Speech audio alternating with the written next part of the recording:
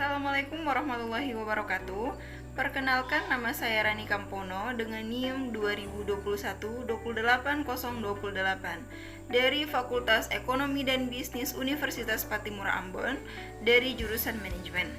Di sini saya akan menjelaskan tentang pengertian bisnis plan serta tahapan-tahapan dalam bisnis plan dengan dosen pengampu Bapak Dr. Ferdi Lauheri Eskom MM. Rencana bisnis atau business plan adalah sebuah dokumen tertulis lengkap berisi tentang tujuan dari bisnis serta tahapan-tahapan yang diperlukan untuk mencapai tujuan tersebut. Tahapan perencanaan bisnis harus dilakukan dengan cermat dan hati-hati agar dapat meminimalkan risiko kerugian di masa depan.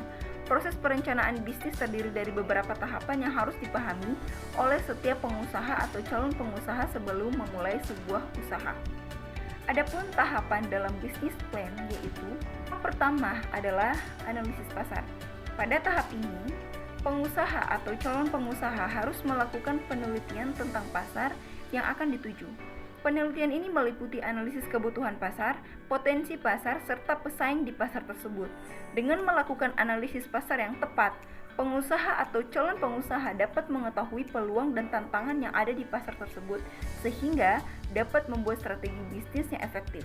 Tahap kedua adalah perumusan strategi. Pada tahap ini, pengusaha atau calon pengusaha harus merumuskan strategi bisnis yang sesuai dengan hasil analisis pasar yang telah dilakukan sebelumnya. Strategi bisnis yang baik harus dapat mengoptimalkan peluang pasar serta mampu menghadapi tantangan yang ada di pasar tersebut.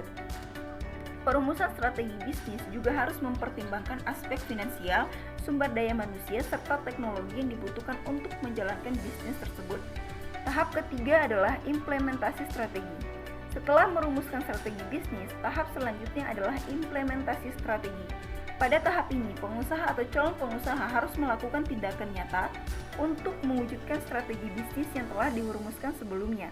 Tindakan tersebut meliputi pengumpulan modal, perekrutan karyawan, pembelian peralatan dan bahan baku, serta pemasaran produk atau jasa. Implementasi strategi yang baik harus dilakukan dengan hati-hati dan terencana agar dapat mencapai tujuan bisnis yang telah ditetapkan. Tahap terakhir yaitu evaluasi dan pengendalian. Setelah implementasi strategi, tahap selanjutnya adalah evaluasi dan pengendalian. Pada tahap ini, pengusaha atau calon pengusaha harus mengevaluasi hasil dari implementasi strategi yang telah dilakukan. Evaluasi ini meliputi analisis keuangan, analisis pasar, serta evaluasi kinerja karyawan.